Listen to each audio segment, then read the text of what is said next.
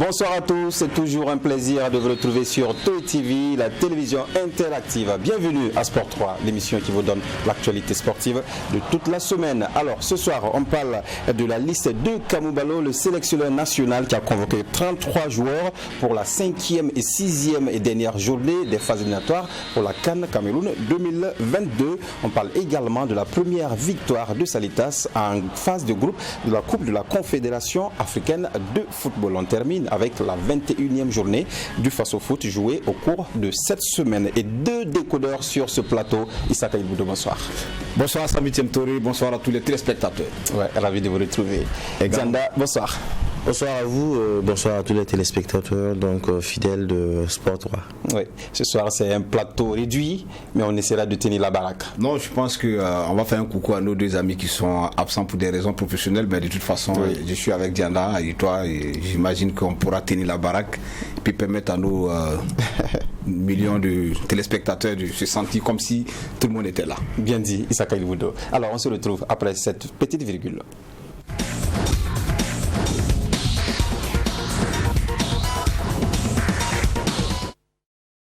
Kamou Balo, le sélectionneur national, a convoqué 33 joueurs pour la 5e et 6e journée des phases éliminatoires de la Coupe d'Afrique des Nations Cameroun 2022. 33 joueurs donc qu'on retrouve des anciens qui refont retour.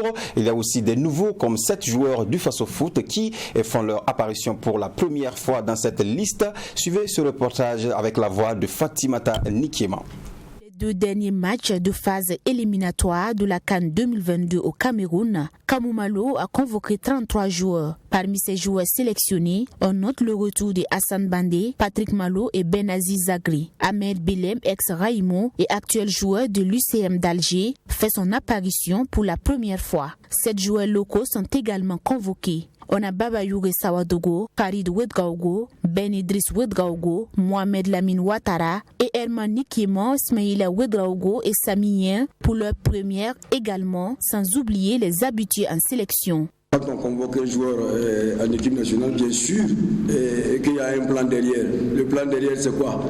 C'est que le joueur arrive non seulement à s'intégrer au groupe, et en tout cas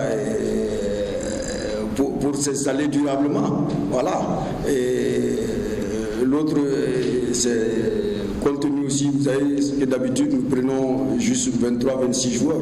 Cette fois-ci, nous sommes à 33 joueurs. C'est normal, il y a beaucoup de gens qui tapent à la porte. Donc voilà pourquoi vous avez constaté cela. Sinon, on n'appelle pas un joueur simplement pour plaire à quelqu'un ou bien pour faire plaisir à quelqu'un. Bien sûr que nous estimons que derrière, c'est suivre ce garçon. Covid-19 oblige, certains joueurs seront absents pour cette double confrontation. Pour l'heure, seul Cyril Bayala pourrait être indisponible. C'est vrai que ça va être compliqué pour certains joueurs de venir, ça on le sait. On sait qu'on dit à travers les différentes presses. Nous, dans le cas actuellement, je pense qu'on est bien lotis actuellement. Voilà. On est bien lotis actuellement. Le seul cas qu'on a réellement, qui est vraiment réel, là je viens même de sortir d'une discussion avec le directeur sportif du club, c'est de passer le Bayala où vraiment Ajaccio ne veut pas le libérer en fonction de ces mesures-là. Mais il se pourrait qu'on trouve un arrangement entre nous parce que Cyril, normalement, à son retour, il est suspendu. Donc si Cyril il joue le 29, c'est-à-dire qu'il ne pourra pas jouer le week-end du 4-5. L'accumulation des 3 cartons. Donc on est en discussion avec les éléphants. Pour cette rencontre contre l'Ouganda, Kamou Balo préfère jouer la carte de la prudence. Le minimum de résultats est bon à prendre selon lui. Nous savons que nous avons affaire à un sacré client. Alors donc pour nous, déjà il faut être réaliste, c'est en tout cas de chercher un minimum de résultats. Alors, ce minimum de résultats, ça pourrait être un nul si vous voulez, et pourquoi pas la victoire. Mais ce qui est sûr, nous partons pour chercher un minimum de résultats.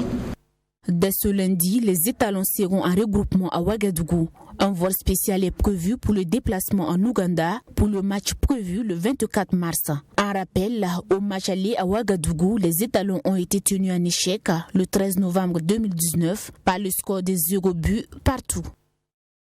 Voilà, merci Fatimata Nikiema pour ce reportage. Alors, Issaka El-Boudo, 33 joueurs, c'est une liste élargie, comme la petite catégorie et les locaux également. Oui, je dois d'abord dire que comparativement à tous les autres entraîneurs du continent, Kamou Malo n'a pas dirigé à la règle. Il a convié la presse pour dévoiler la liste de ses convoqués pour ces doubles confrontations contre le Soudan du Sud et l'Ouganda. Alors, poser la question de savoir la largesse de la liste, c'est tout à fait normal. Depuis que le Covid a fait son apparition, ça a changé un peu les donnes en matière de convocation. On a permis quand même aux différentes équipes, que ce soit dans les campagnes africaines ou les éliminatoires, d'avoir une liste élargie pour minimiser peut-être un peu les absences au cas où il adviendrait que voilà des cas positifs. Donc il faut dire que on fait avec cette situation du Covid qui est venue quand même changer les donnes. Donc à l'époque on partait avec 23 joueurs, avec peut-être 4 joueurs en réserve, mais aujourd'hui on allait jusqu'à 33. Ça donne aussi la possibilité aux entraîneurs, comme l'a dit Kamou Malo, de pouvoir appeler pas mal de jeunes qui tapent à la porte. Même s'ils viennent et qu'ils ne jouent pas, déjà ils peuvent savoir. Voilà, il faut déjà s'imprégner et être aux abords de la surface de réparation de cette équipe. Et puis lorsqu'il y a une ouverture seulement, vous intégrez. Donc je pense que c'est un peu le côté aussi positif de cette situation sanitaire qui n'a que trop duré, qui nous embête, mais on essaie de s'adapter, adapter toute notre vie, notre façon de fonctionner, et le football s'adapte. Oui, bien sûr. Voilà. Et donc une liste de 33 joueurs, on l'a dit dans le reportage, des joueurs qui font retour, il y a des nouveaux, il y a aussi des joueurs du face au foot, surtout le face au foot qui a eu au moins 7 joueurs sélectionnés. C'est une première quand même depuis belle lurette. C'est vrai que en tant que journaliste, je dirais analyste sportif, on a toujours eu ce cri de cœur à l'endroit de nos sélectionneurs, que ce soit donc ceux qui sont passés ou l'actuel, parce que nous pensons quand même que dans le face au foot, au vu du niveau qu'on a, il y a des garçons quand même qui sortent du lot et qui arrivent donc à affirmer, à quand même monter en puissance. Donc une place en équipe nationale pour ne serait-ce qu'un stage, de voir en fait comment est-ce qu'il peut progresser, ça peut aider dans la mesure où on a des autres également qui se disent professionnels, qui sont peut-être du côté de l'Europe, mais qui ne sont pas forcément au beau fixe de leur forme. Quand on a 7 joueurs, certes il y a 3 gardiens de but, mais les 4 autres c'est également des jeunes qui ont prouvé tout le talent quand on parle du côté donc du CHAN au Cameroun. Je crois que il s'agit de Ismaïla Ouedraogo, N'Golo Kanté, et Herman Ninchema, qui avec son compère Soumaïla Ouattara, aujourd'hui maintenant au Raza, également convoqué, ont quand même donné satisfaction au niveau de la défense, au niveau du CHAN. Ahmed Belem, qui est également du côté donc du SM Alger, qui a donné satisfaction, qui donne satisfaction déjà, qui fait son appel et qui fait son non-entrée. Et Sami Yen, je dirais également qui fait son entrée, plus Mohamed Lamine Ouattara, qui avait déjà été appelé une fois. Donc c'est pour dire que ce n'est plus comme avant. Maintenant, si vous jouez bien, si vous arrivez donc à vous comporter bien dans votre club, arriver donc dans les sélections comme les sélections locales ou juniors et autres, vous avez la chance donc d'aller venir en équipe nationale. Quoi pour dire que l'équipe nationale n'est pas fermée, elle est ouverte donc à tout le monde. C'est le travail seulement qui est le passeport d'entrée à l'équipe nationale. Et à celui-là, on ne peut que féliciter l'entraîneur Kamou Malo et également le retour. Je crois qu'il s'agit de Hassan Bandé qui avait fait une blessure qu'il a éloigné des terrains, qui a repris la compétition avec l'Ajax et avec ce transfert donc en Suisse où il est titulaire depuis 3 ou 4 matchs, où il arrive donc à faire 90 minutes. C'était un espoir donc du foot burkinabé, surtout conjugué également avec la petite, je ne dirais pas la méforme de Franck Lassina Traoré, mais quand même le manque de confiance qu'il a actuellement, ça peut également aider. Sans oublier Patrick Malo qui revient, parce que je crois que son histoire aussi est un peu pathétique. C'est vrai, l'entraîneur l'a dit, c'est pas forcément parce qu'on a un lien avec un jeune joueur, parce que à un certain moment, depuis son passage raté du côté de la SEC, il était sans club, il est resté loin de la sélection, il s'est retrouvé depuis quelques mois Maroc. Voilà, il allie les matchs, il allie les matchs où il est titulaire non seulement, également il fait des bonnes prestations. Et quoi de mieux que de faire venir un tel garçon quand on sait qu'il a une expérience en équipe nationale.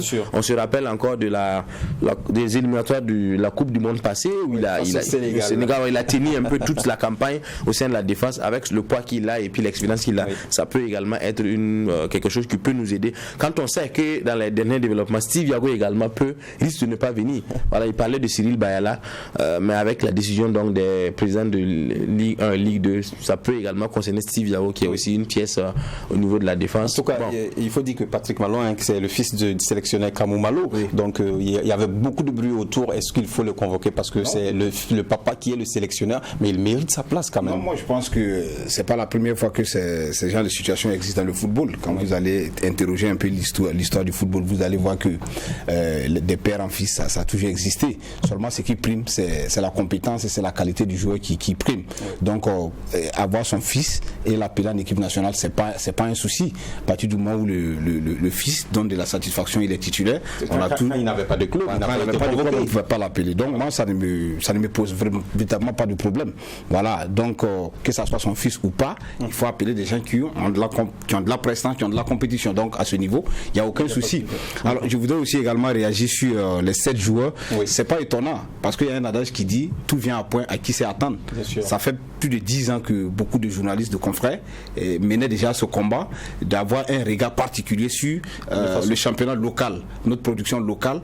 Ça permet de vendre ce championnat-là à travers l'introduction des joueurs dans les équipes nationales. Pendant longtemps, ça a été un combat, ça venait mi-figure, mi-raisin, mais avec l'arrivée de Kamou Malo, effectivement, comme c'est un entraîneur qui connaît les réalités, qui a déjà il est à chaque fois au stade, qui a prouvé sa connaissance du championnat, les matchs de D2, il n'y a pas de journée où tu ne vois pas l'entraîneur national au stade. C'est un peu rare. Donc sur notre continent, c'est vraiment rare et ça lui permet d'avoir un regard assez panoramique, élargi. Et aujourd'hui, les garçons qu'il appelle, personne ne peut dire aujourd'hui que dans le championnat, c'est des garçons qui ont été appelés et par complaisance. Non, c'est des garçons qui, quand tu prends Herman, quand tu prends N'Golo Kanté, quand tu prends Samien, aujourd'hui, personne ne vous dira que c'est des garçons qui ont intégré l'équipe nationale par peut-être des appointances machiavéliques. C'est des joueurs qui sont aujourd'hui présents, techniquement, tactiquement, ils sont présents. Donc c'est tout à fait normal. Donc la logique a été respectée et en même temps, ça donne de la couleur à notre championnat. Voilà. Aujourd'hui, il faut saluer tous les acteurs qui travaillent autour de ce championnat, fédération, ministère, journalistes, tous ceux qui apportent, les promoteurs privés, tous ceux qui apportent. Ces dernières années, le championnat a connu une évolution nette à l'image de la presse. De niveau de jeu, en termes de l'organisation des équipes, on sent que on peut faire mieux. On peut faire mieux parce que on n'a rien à inventer. On regarde autour de nous, on voit comment ça fonctionne. On copie, on adapte à nos contextes et ça marche. La preuve, aujourd'hui, Salitas est en train de titiller le continent africain. Salitas joue dans quel championnat? C'est le championnat burkinabé qui arrive à battre des équipes qui jouent dans un championnat professionnel. Donc, moi, je pense que tout est bien. Oui, quand on regarde la liste, sur le superficiel, toujours, on voit que Kamou Malo, il fait d'une pierre deux coups, puisqu'il rajeunit l'équipe et il permet aussi aux anciens d'encadrer ces jeunes qui viennent d'arriver. Il y a les Charles Kabouré, Alain Traoré, Zarazak Traoré qui sont toujours dans l'équipe. Ça veut dire qu'il est dans sa logique de rajeunir l'équipe, mais en n'oubliant pas les anciens, n'est-ce pas? Oui, c'est dans sa logique parce que ici, tout se passe dans le discours en fait. Parce que le problème avec les anciens, c'est que à un certain moment, il y a des joueurs qui se croient intouchables. On sait que tout le monde connaît un peu, ceux qui connaissent l'histoire de cette équipe nationale. Il y a eu une époque où des joueurs cadres se dictaient un peu une certaine loi qui ne dit pas son nom. Mais aujourd'hui, il est arrivé à impacter également ce respect-là. Parce que il est arrivé à tenir ses discours, à leur faire comprendre que vous êtes en train d'aller vers votre départ. C'est vrai, quand on prend Aristide Bansé et Jonathan Pitroapa, qui ne sont pas forcément les plus âgés forcément de groupe, mais qui sont arrivés donc à se retirer, ça veut dire qu'il y a également une certaine liste dont Alain, je dirais Razak, Charles et autres qui sont en train également d'aller vers la sortie. Mais il est également de leur devoir de continuer à encadrer les jeunes pour ne pas peut-être faire une coupure, parce que le rajeunissement brusque aussi veut dire arrêter d'aller en CAN, parce que vous ne pouvez pas aller en CAN aussi avec carrément une jeune équipe. On se rappelle également en 2000 2007 quand le saboteur l'avait fait, mais on avait raté 2 CAN, notamment 2008. Non, on avait raté la CAN 2008 avant peut-être de rebeloter pour aller donc à la CAN 2010. Donc c'est pour dire que ce qu'il est en train de faire, c'est une bonne chose, mais tout se passe dans le discours, parce que on sait également comment les égos se gèrent avec les anciens, parce que souvent quand vous n'avez pas le bon discours pour essayer de les faire comprendre, ça devient difficile. Même pour accepter ces jeunes-là, c'est pas du tout simple. Mais on sent que avec le groupe Étalon, une fois que les jeunes viennent, quand vous discutez avec les jeunes, vous disent quand on arrive, on nous accueille bien, on essaie donc de nous imprégner et tout. Et je crois que c'est à féliciter. Je voudrais renchérir un peu dans sa même direction pour dire que effectivement, quand vous avez regardé le début de la nomination de Kamou Malo, il était dans une situation de dualité. On lui pose un problème clair. En même temps qu'on veut que l'équipe soit performante pour aller dans les compétitions africaines, la CAN, en même temps on demande de pouvoir procéder avec un process minutieux, intelligent à l'introduction des jeunes joueurs pour le renouvellement, parce qu'une équipe nationale doit être capable de se régénérer, et se régénérer c'est jouer avec les anciens, avec faire une belle alchimie, et ça déjà je pense que petit à petit il est en train de pousser les pions, ça marche. Maintenant il faut aussi reconnaître que l'œuvre humaine n'est pas forcément exempt de tout critique. Voilà, on peut avoir ses idées personnelles. Voilà, moi j'ai regardé la liste, il y a des garçons par exemple que j'aurais voulu aimer, mais je ne suis pas l'entraîneur, mais je peux donner aussi mon point de vue par rapport à ce que j'observe. Un garçon comme Yacouba Sogné, moi j'ai toujours ce garçon, je n'ai pas d'acquaintance particulière avec lui, mais j'ai dit aujourd'hui peut-être qu'une fois au moins il méritait quand même d'être dans cette liste, parce qu'au regard ça fait 2 ans pratiquement qu'il est performant. Bon, mais on me dira que c'est les joueurs du moment, mais j'aurais souhaité quand même qu'il puisse au moins, on peut pas, voilà, plusieurs listes différentes. C'est pourquoi je suis en train de dire une liste, on la prend, moi je prends la liste, je regarde, elle est bien, il y a des très bons joueurs, les joueurs qui sont voqués c'est normal, mais on aurait un garçon comme Balora, j'aurais peut-être aimé encore. Voilà, il était là à la sélection passée, il est ressorti. Le coach l'a dit, ce n'est jamais fermé. Peut-être qu'ils reviendront. C'est des raisons que voilà, l'équipe nationale c'est un peu comme ça. On part, on revient, on peut partir, on revient. Voilà Ousmane Dembélé qui revient en équipe de France après plus de 3 ans pratiquement d'absence. Donc c'est pour dire que c'est le langage du football, c'est un peu universel. Vous pouvez sortir, vous pouvez revenir, vous pouvez partir, vous pouvez revenir, vous pouvez sortir, ne plus revenir. Voilà, donc voilà, tout ça fait partie. Et dans ce groupe B, les Étalons ont totalisé 8 points après 4 rencontres. Et l'Ouganda a 7 points, le Malawi 4 points, 3 points pour le Sud-Soudan. Donc ça veut dire que le Burkina Faso est en tête de ce groupe B. 2 matchs à jouer. D'abord, on se déplace en Ouganda. Un match difficile. Oui, en Ouganda, c'est le 24. Donc l'adversaire direct, puisque voilà, l'Ouganda a 7 points et on termine au stade du 4 août contre le Sud-Soudan. Voilà. Alors, pour ce match contre l'Ouganda, Kamou Malo l'a dit, le minimum de résultats est bon à prendre. Ça veut dire qu'un match nul est intéressant. Non, je dirais que le minimum de résultats est impératif. Parce que le dernier match contre le Sud-Soudan est un match piège. Je dis ça pourquoi? Parce que le Sud-Soudan, malgré qu'ils sont derniers, ils ont 3 points. Donc c'est dit, avec les 3 points qu'ils ont, ils sont toujours susceptibles de se qualifier. Si toutefois ils faisaient 2 victoires, ça leur ferait 9 points, ils peuvent terminer deuxième. Donc ça montre que ils ne viendraient pas ici. C'est vrai, ils ont un premier match. Les étalons. Non, c'est ça que je dis. Donc c'est dit que normalement, si nous on fait un résultat là-bas, un match nul, ça nous qualifie d'office. On est sûr au moins de rester meilleur deuxième parce qu'on monte déjà à 9 points.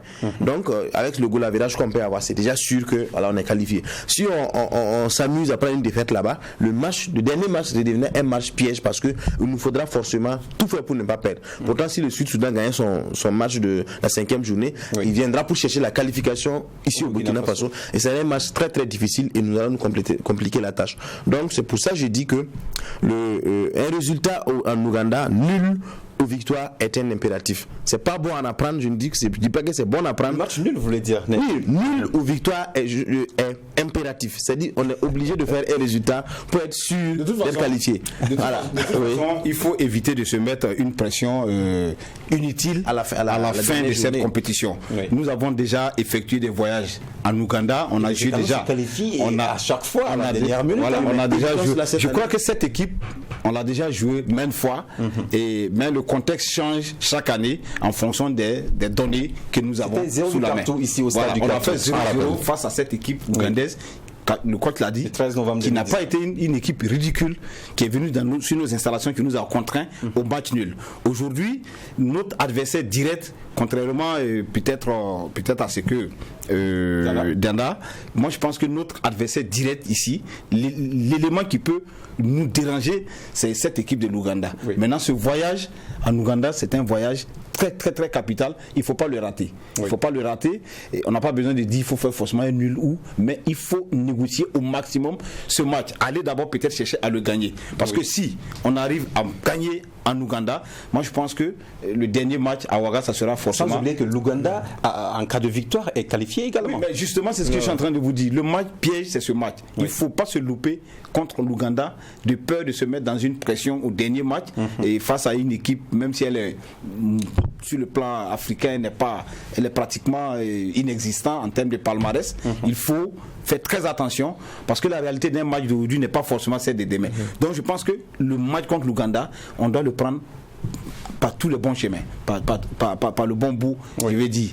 Négocier ce match, à la limite, si on ne peut pas le gagner, qu'on revienne au moins avec un match nul, 9 points, et à la maison, peut-être on fera Donc on donne raison au sélectionneur Kamou Malo qui dit deux possibilités. Mais connaissant Kamou Malo, il ne va pas dormir avec dans sa tête que forcément il faut aller chercher un nul. C'est de la communication. Je sais qu'il va dire aux garçons, ce match, on le gagne, et puis on se qualifie d'une belle manière. L'Ouganda nous a contraints ici. Moi, je pense que nous, on peut gagner l'Ouganda aussi à domicile. Non, je crois que ça serait même une bonne option pour la plupart des joueurs pro, parce que ça les permettra beaucoup, quand on regardait un peu l'analyse que Firmin ça nous faisait, ça, parce qu'une fois qu'ils viennent et qu'ils repartent, ils sont obligés d'être mis en quarantaine pour attendre un peu un certain nombre de jours avant de pouvoir jouer. Donc ça dit que si un bon résultat est fait là-bas, ça permettra à certains joueurs qui sont un peu coincés, voilà, je dirais, parce que de ne pas forcément se forcer, d'autres peuvent être libérés en attendant bien sûr de jouer. Mais si nous compliquons la tâche là-bas, parce que là, c'est vrai, le Sud-Soudan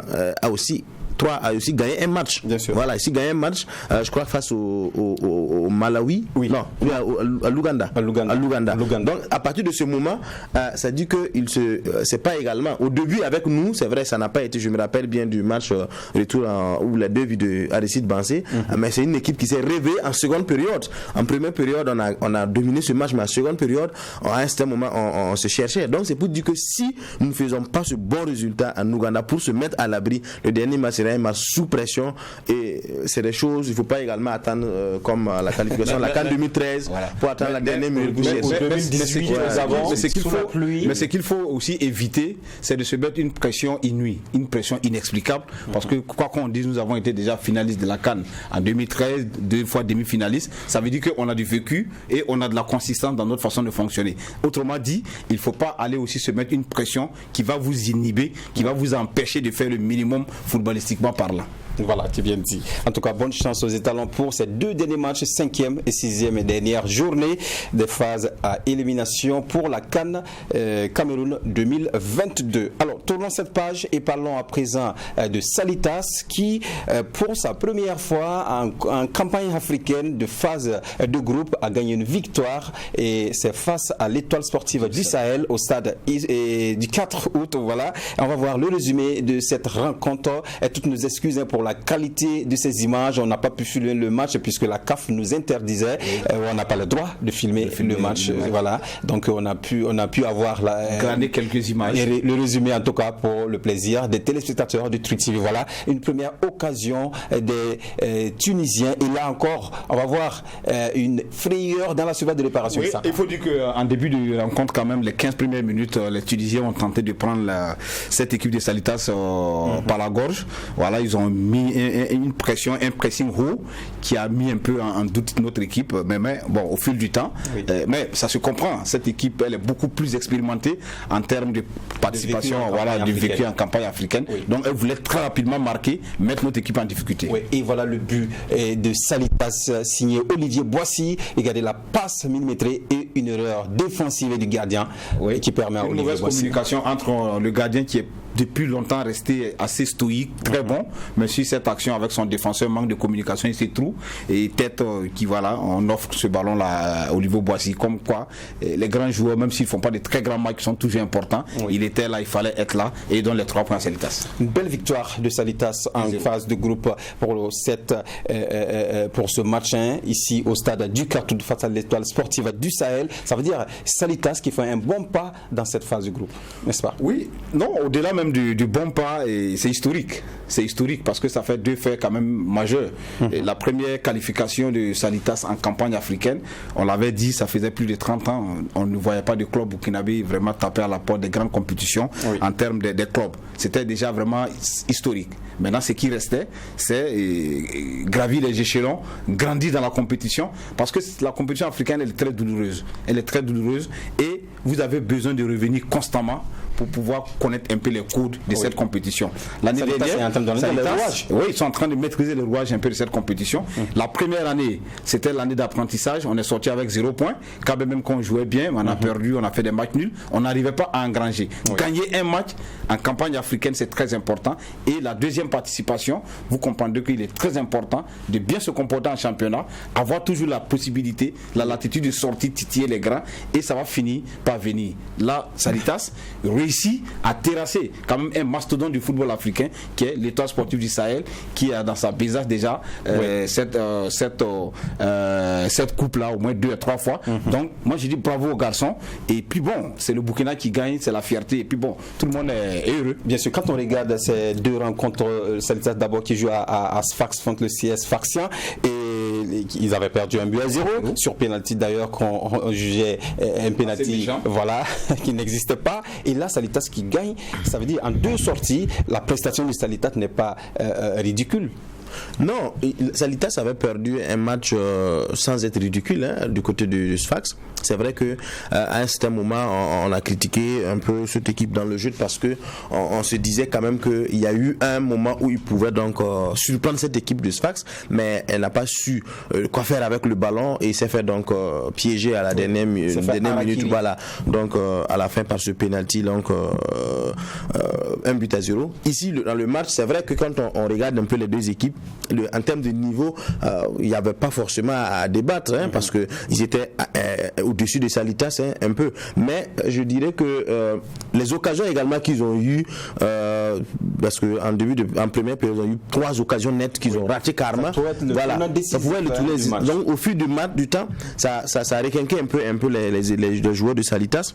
Et en seconde période, là je félicite un peu l'encadrement technique, parce que là l'entraîneur de Salitas fait une lecture qui était assez bien, en faisant sortir peut-être son milieu de terrain Barreau, qui était un peu qui jouait un peu comme un meneur de jeu ici, en soutien à Olivier Boissy, parce que Olivier Boissy était un peu passé, parce qu'à un certain moment Salitas balançait beaucoup les ballons, mais il n'y avait vraiment pas de preneur. Donc en faisant ce remplacement, en mettant Omar Kaboré, qui est rentré avec un peu la taille, on a senti qu'à moins de 10 minutes après, il y a eu ce change sur cette tête où Omar, il y avait déjà deux tailles au niveau donc de la défense centrale des Tunisiens.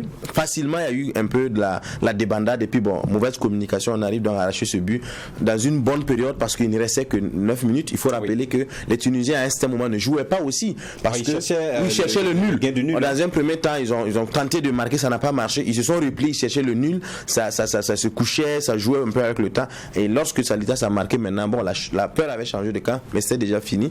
C'est de dire donc chapeau à Salitas, et faire comprendre également que c'est vrai, on dit qu'on n'est pas habitué. Étoile du Sahel, ils ont 3 coupes CAF, ils ont une Ligue des champions africaine et tout, et Sfax, c'est des grands noms, Djabar c'est un grand nom également, mais je pense que Salitas a sa marque ici à prendre, parce que c'est des grands clubs également où à chaque fin de saison il y a beaucoup de joueurs qui partent. Donc quand on regarde cette équipe de l'Étoile sportive, il y a beaucoup de jeunes qu'on voit. Donc ça dit Salitas également peut faire quelque chose, et ça commence avec le prochain match 2 avril donc du côté de Dakar.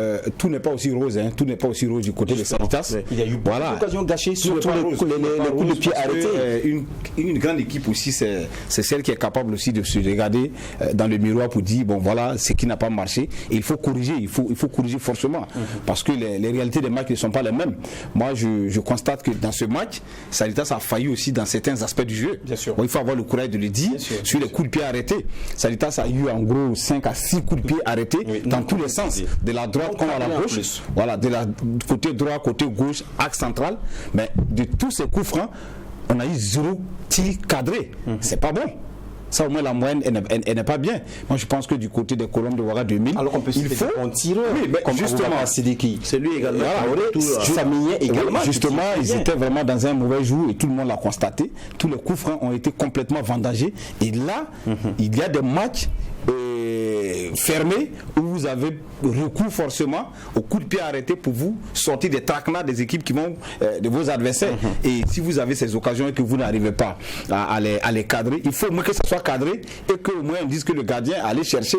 Mais quand c'est des coups francs qui ne donnent absolument rien, je pense qu'il faut retravailler ce côté parce que tout n'a pas été rose. Ça a été un match assez difficile, même dans la production du jeu d'ensemble. Il y a beaucoup de joueurs qui n'étaient pas vraiment dans leur meilleur jour, mais l'essentiel c'était de ne pas sortir bréduit dans ce match parce que c'est un championnat, c'est un mini-championnat. Déjà le premier, Salita va se retrouver du côté de Dakar pour défier le Djaraf du Sénégal. Donc déjà avoir 3 points dans sa besace et puis faire ce voyage, c'est déjà très important. Mais cela ne doit pas nous empêcher de dire que l'équipe doit revoir certains aspects parce que nous aimons cette équipe. Nous voulons que j'allais même ajouter à dire que quand on prend un peu, on compare un peu, on regarde un peu le match contre l'équipe gabonaise ici à Ouagadougou pour la qualification.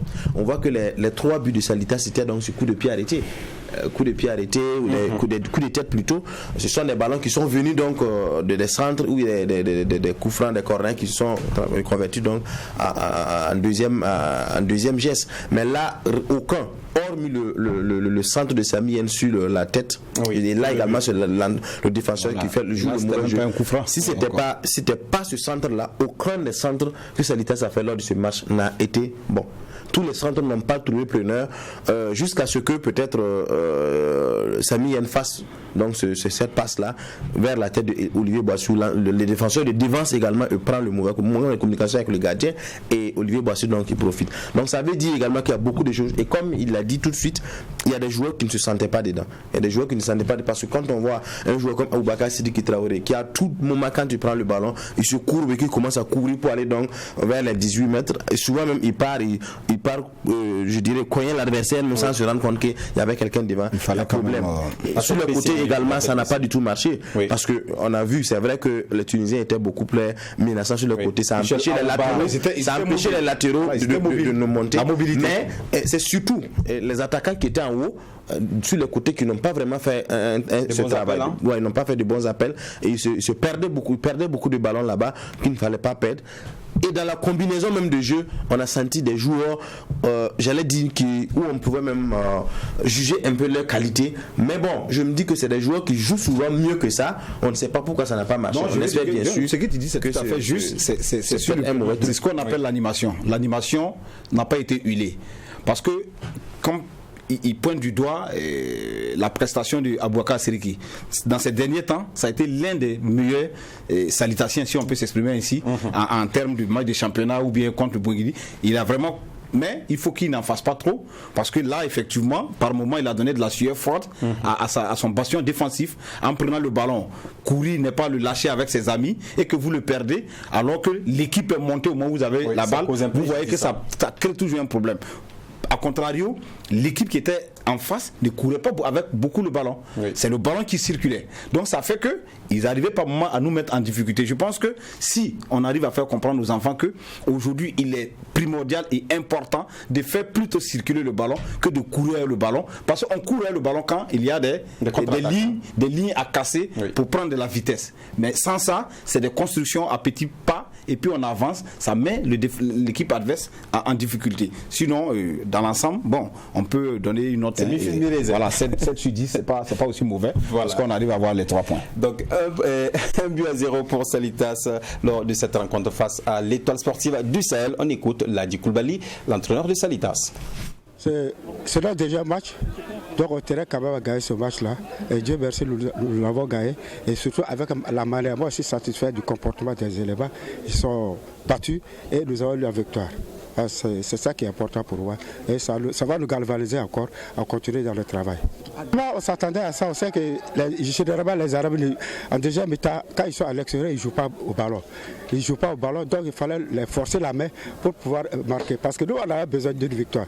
Et forcément, il fallait utiliser tous les gros moyens pour avoir cette victoire. Et Dieu merci, nous avons 3 points et c'est beaucoup important pour nous. Je crois que c'est un peu la combativité, surtout en deuxième mi-temps encore, que c'est ça qui a fait qu'on a pu gagner. Parce qu'à la première mi-temps, on a essayé, on a tombé sur une équipe qui a expérimenté et ils nous ont contrôlés, mais je crois qu'en deuxième mi-temps, il fallait forcer la main de cette équipe-là. Parce qu'on savait qu'en deuxième mi-temps, ce ne serait pas facile, ils ne vont pas jouer parce qu'ils sont à l'extérieur. Donc il fallait les pousser pour qu'ils aillent dans leur camp. Et Dieu merci, nous avons eu le gain du match.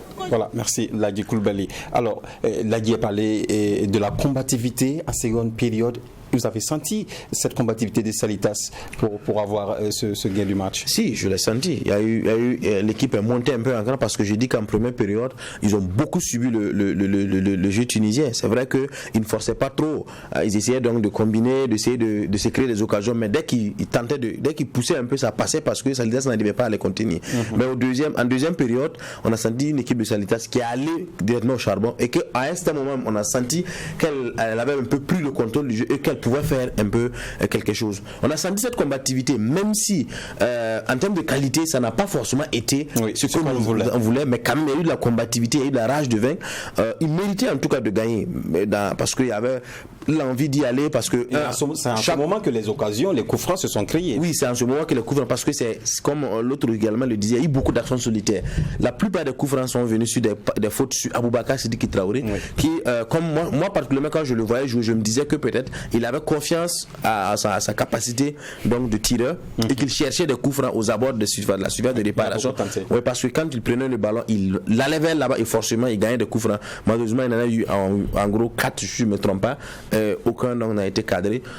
On se dit peut-être que c'était un mauvais jour.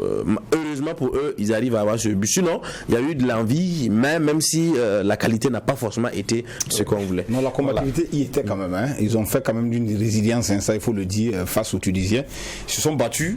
Effectivement, il arrivait quand même à des périodes sporadiques où cette équipe tunisienne semblait prendre souvent l'ascendance. Et qu'est-ce qu'il fallait faire? Il fallait faire le dos rond, contenir cette équipe. Voilà, parce que c'est une équipe qui joue en une touche de balle avec un bon mouvement.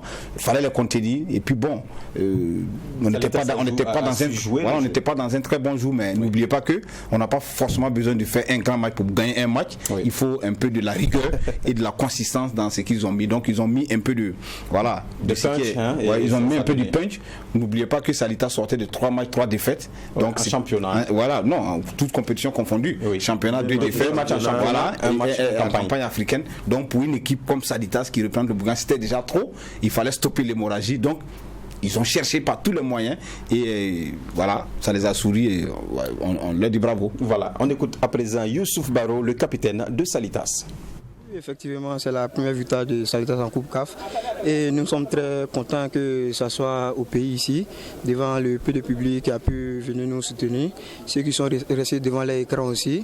Voilà, on remercie tout le monde pour ce soutien et nous aussi les joueurs de Salitas, comme tous les Burkinabés, je sais que nous sommes contents ce soir, voilà, parce que cette première victoire c'est pour tous les Burkinabés et ça s'est passé au Burkina ici au stade du 4 août parce que dès le début de la compétition on n'était pas assuré de jouer au pays. Voilà, mais nous sommes très contents que ça soit ici. Maintenant malheureusement, on ne sait pas si les autres matchs on pourra les jouer ici. Mais nous sommes très contents que la première victoire se passe ici. Oui, effectivement, parce que nous-mêmes on voulait se relancer d'abord parce que vu les derniers matchs qu'on a eu à aborder. Et on n'a pas fait des mauvais matchs, mais on a eu à perdre 3 matchs d'affilée, toutes compétitions confondues. Et aujourd'hui, on voulait vraiment se relancer dans cette compétition-là. Voilà, et se concentrer maintenant sur les matchs à venir parce que cette année, ça a un objectif. Voilà, c'est de sortir dans les phases de poule et on avait besoin de cette victoire ce soir voilà, pour pouvoir se relancer dans la poule. Voilà, exactement, Salitas qui se relance dans la compétition et le prochain match c'est contre Jaraf du Sénégal et après on doit recevoir le club sfaxien, non Jaraf également, un match retour, donc c'est une double confrontation directe. Voilà, et là on ne sait pas exactement si Salitas pourra jouer à domicile ou à Abidjan? Franchement, c'est encore... Ouais, allez-y. Non, je crois que d'après les indiscrétions, en tout cas, d'après ce qu'on entend dire, la CAF lève un peu le truc parce que c'était en raison donc de comment on appelle ça, du deuil en Côte d'Ivoire, que vous avez un peu levé le pied sur ça de façon exceptionnelle. Donc le deuil étant fini, donc la mesure donc devait continuer son cours.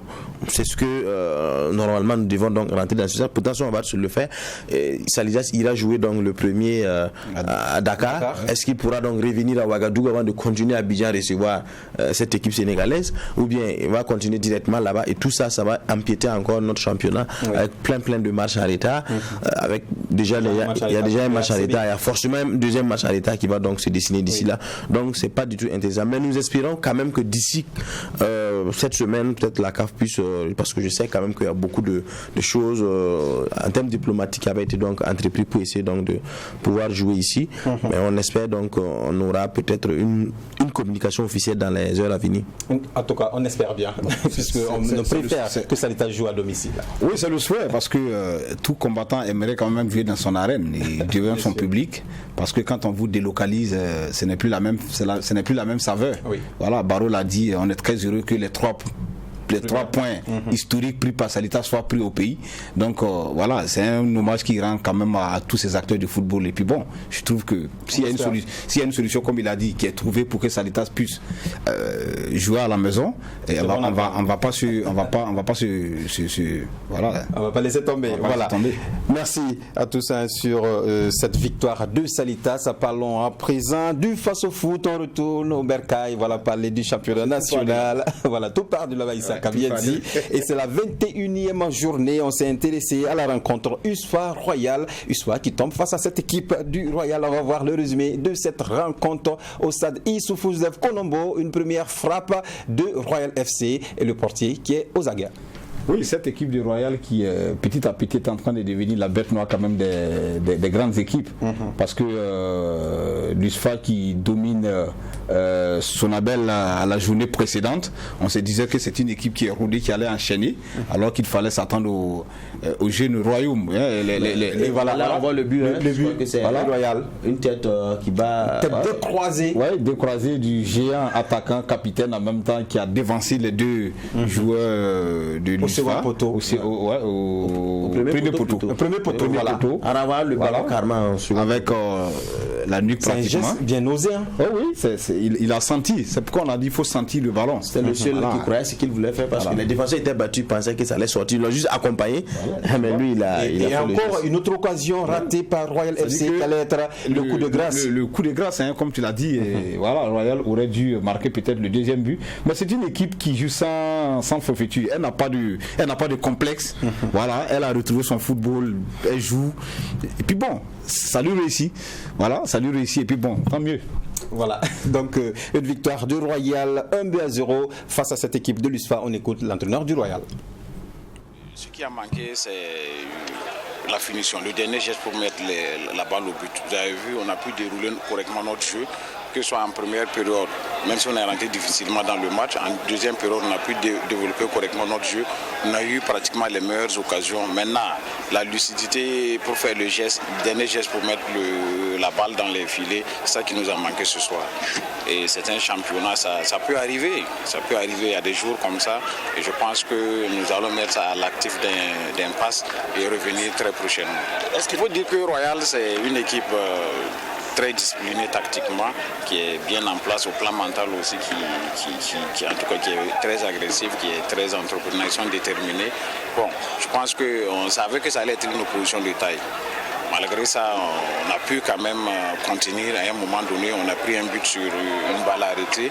Bon, il fallait cravacher dur pour revenir. On gagne les meilleures occasions. Bon, pour concrétiser, ça a été le problème. Bon, mais on ne va pas s'alarmer. C'est un championnat, il reste jusqu'à 13 journées. On va se remobiliser davantage pour être présent. Voilà, c'était là Antoine Ilboudo, l'entraîneur adjoint de l'USFA. Voilà, Antoine Ilboudo qui parle des meilleures occasions obtenues par l'USFA, malheureusement. Il essaie de dédramatiser quand même cette défaite, parce que on se disait que l'USFA était dans une ascendance assez positive après avoir battu, je le répète, le leader actuel la journée précédente avec la manière. Voilà, on ne pouvait pas imaginer que, bon, pas manquer du respect à Royal, qu'il fallait faire une contre-performance, parce que là c'est une véritable contre-performance. On se disait que, mais c'est un peu le véritable problème de nos équipes de championnat, les équipes qui sont au niveau du tableau, c'est les enchaînements. On n'arrive pas véritablement à... Il n'y a pas de constance. Voilà, la constance dans la prestation, gagner 2-3 matchs d'affilée, comme on voit un peu dans les grands championnats, on a du mal. C'est-à-dire on joue un peu en temps d'ici. On fait un bon match aujourd'hui, demain on fait un match moins. Après demain on fait un match médiocre, quatrième on joue un bon match, donc on n'est pas vraiment on n'est pas constant et du coup souvent ça enlève un peu cette saveur. Imaginez-vous Isfa qui arrivait à enchaîner, ça faisait déjà 6 points et ça mettait la pression sur les adversaires directs. Mais là il faut repartir encore, rechercher les forces nécessaires pour revenir à la journée prochaine parce que vous n'avez pas gagné. Donc ça devient très difficile quand vous n'êtes pas dans une dynamique, dans une roue qui tourne dans la gagne et que vous jouez par intermittence. Ça devient souvent difficile. Alors qu'on sait que l'USFA est un candidat sérieux pour le titre. L'entraîneur Issa Balboné, un titulaire, l'a dit en début de saison.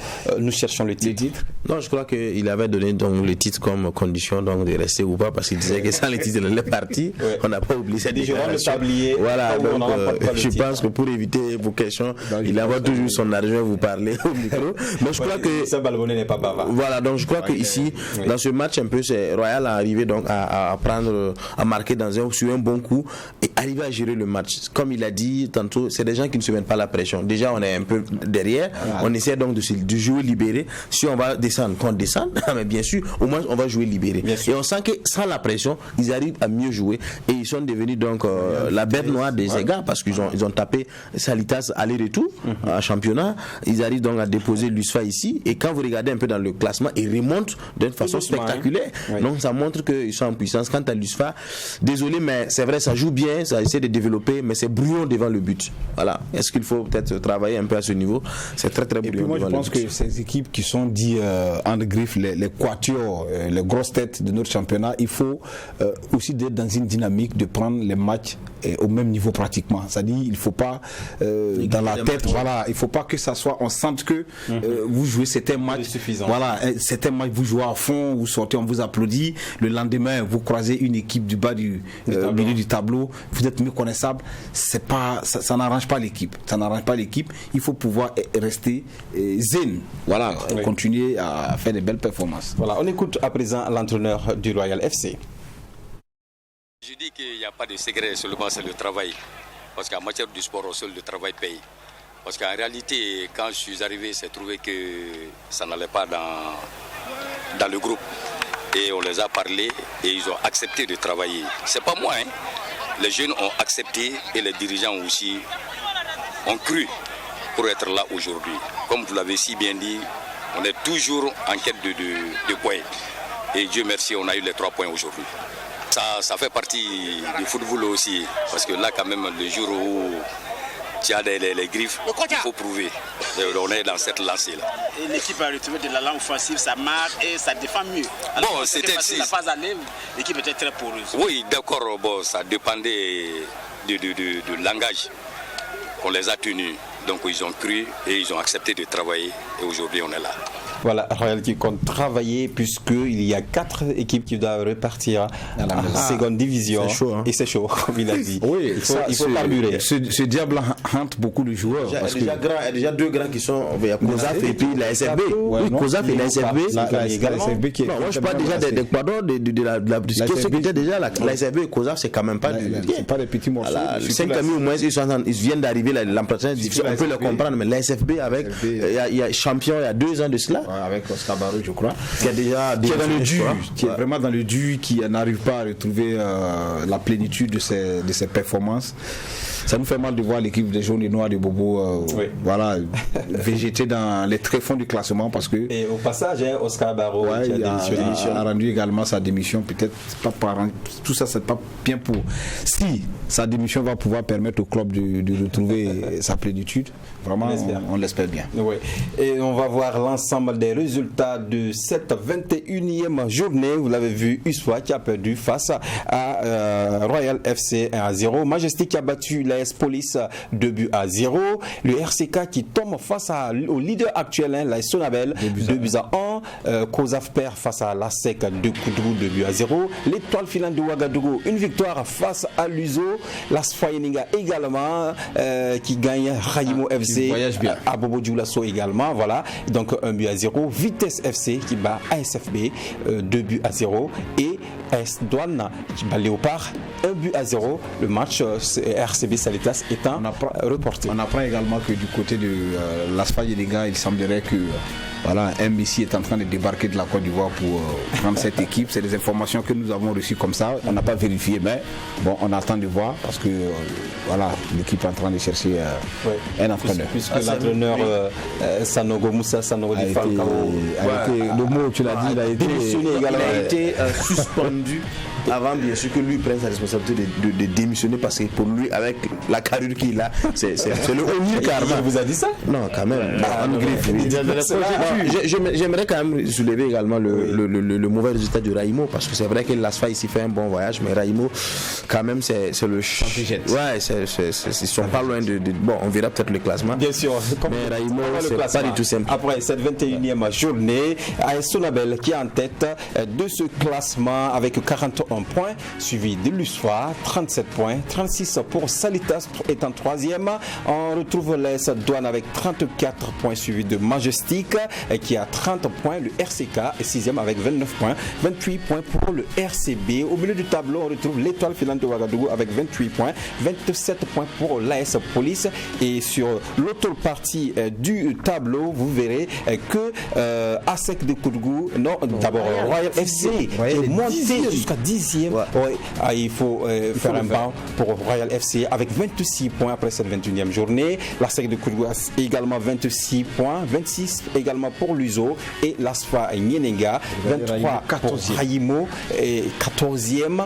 Et premier relégable Vitesse FC avec 22 points, 22 également pour Léopard de 5e et 2e relégable. COSAF 3e relégable 19 points et la SFB au téléphone du tableau avec 17 points. Alors que vous voyez, la position de Raimo, ça dit qu'il est premier non relégable. Oui. Donc ça dit à 1 point de différence avec Vitesse. Oui. Donc ça dit que s'il venait à trébucher à la prochaine journée, il peut se retrouver dans de l'autre. Avec Léopard. Léopard est déjà relégable. Ah oui, vous voyez un peu avec Vitesse. Oui, 22 points, parce que Vitesse également même point. Pour pouvoir se maintenir, il faut mettre là-bas à minimum 40 points, hein, parce que pratiquement. Oui, quand on est en train d'aller à plus de 40 points. Parce qu'avec les équipes qui ont déjà 22, 19 points, qui sont dans les tréfonds du classement, il faut se réveiller très tôt, hein, parce que là, on a la 22e journée déjà, il va nous rester quelques samedi déjà, ça commence demain. Oui. Vraiment, ça sera vraiment dur pour certains clubs quand même, hein. Et je pense à la SFB qui est déjà dans une situation assez coriace. Léopard, c'est le problème avec la SFB, c'est surtout que, comme il parlait de constance ici, non seulement eux ils ont une constance dans la négativité, voilà, parce qu'ils n'arrivent pas du tout à décoller. Au moins Léopard, on a vu Vitesse, c'est des équipes qui arrivent quand même à souvent faire des nuls, gagner des matchs et tomber sur certains matchs. Là on peut comprendre que ça bizarrement quand même c'est dans une crise quand même qui ne dit pas son nom. Bizarrement, je l'ai dit en début de championnat, on a vu du côté de la SFB les petits plats ont été, comme on le dit souvent, les petits plats ont été mis dans les gars. Oui, avec le cas flambant neuf qu'ils ont eu, on s'est dit que bon voilà, cette année ça allait peut-être être une année bling bling pour cette équipe, mais malheureusement c'est en train de coincer, ça coince vraiment, il faut vite trouver la solution. Voilà. Sinon c'est déjà presque la fin du championnat et la relégation est impérative. Voilà, nous sommes presque à la fin de l'émission. Peut-être j'avais décidé comme ça, et peut-être que vous allez me le permettre, de rendre un vibrant hommage à un ami. On n'a pas fini, vous allez donner votre point de vue par rapport au tirage au sort de la Ligue des Champions. PSG Bayern. Bon, je ne vais pas faire des jaloux. Les supporters du PSG, je pense qu'ils ont encore en tête cette finale ratée l'année dernière. Maintenant, est-ce que ça va être la revanche ou bien ça va être la continuité du côté du Bayern? De toute façon, ça sera un gros match. Si le PSG veut avoir une étoile sur son maillot, va forcément passer sur cette équipe du Bayern qui est une grosse machine. Donc c'est des gros matchs qu'on attend. Des gros matchs également. Real Madrid joue Liverpool. Je crois que c'est une autre finale de Ligue des Champions. Je me rappelle, c'était pas la finale 2000. la dernière Ligue des Champions que le Real a gagné, je ne me trompe pas, c'était face à Liverpool avec ses boulettes de Karius. Voilà, mais la blessure, non, c'était le mondial 2018, si, parce que Mo Salah devait jouer le mondial, après il s'est blessé sur ce contact avec Sergio Ramos. Voilà, donc c'est en 2018. Donc c'est les retrouvailles. Voilà, donc c'est les retrouvailles d'une autre finale. Quand on pense également à ce Chelsea. Non, à Porto. Non, pas Porto. Parce que là, Porto joue Dortmund. C'est ça. Voilà. Donc, non, c'est plutôt City qui joue Dortmund. Chelsea joue le Borussia. Oui, donc à partir de ce moment, il y a également des anciennes retrouvailles. Bon, on espère quand même qu'on si notre équipe était toujours en compétition, votre équipe c'est donc c'est dit que si le PSG n'avait pas sauvé le FC Barcelone, ils allaient croiser. C'est vrai, c'est vrai. Vous êtes en train de ils allaient croiser donc votre équipe. C'est ça, il dit ça quand je finis. Et le PSG n'avait pas pris le soin d'écarter le FC Barcelone. Elle a encore croisé le Bayern, qui lui avait donc donné un 8. Merci de comprendre il y a quelques années. Donc je crois que. Donc je disais que tu es d'accord avec moi que quand même cette année, j'ai fait une observation en termes d'organisation du championnat. Il y a quand même beaucoup de bonnes choses que nous voyons. J'ai essayé de parcourir un peu cette semaine, surtout au niveau de Ouaga. D'accord. Et la comptabilité un peu pour voir un peu les recettes et comment est-ce que les choses évoluent. J'ai essayé de comparer avec les autres années. Je me rends compte qu'il y a une nette amélioration et j'ai un ami qui y travaille. D'accord. Voilà, c'est Siri Boiseau, tu le connais très bien. Bien sûr, Siri Boiseau, ancien de l'étoile filante de Ouagadougou, qui est aujourd'hui secrétaire général à l'organisation, qui fait un très beau travail, qui aujourd'hui est en train de positionner vraiment cette ligue-là en termes d'économie, des recettes. Donc un clin d'œil. Voilà, un clin d'œil à Boiseau, Siri Patrice, que nous saluons pour son travail. Merci Saka, voilà. Merci Dianda également, merci à Yasmine qui s'impatiente et merci aux téléspectateurs qui nous ont suivis. On se dit merci, on se retrouve lundi avec une autre émission. D'ici là, portez-vous bien. Oh.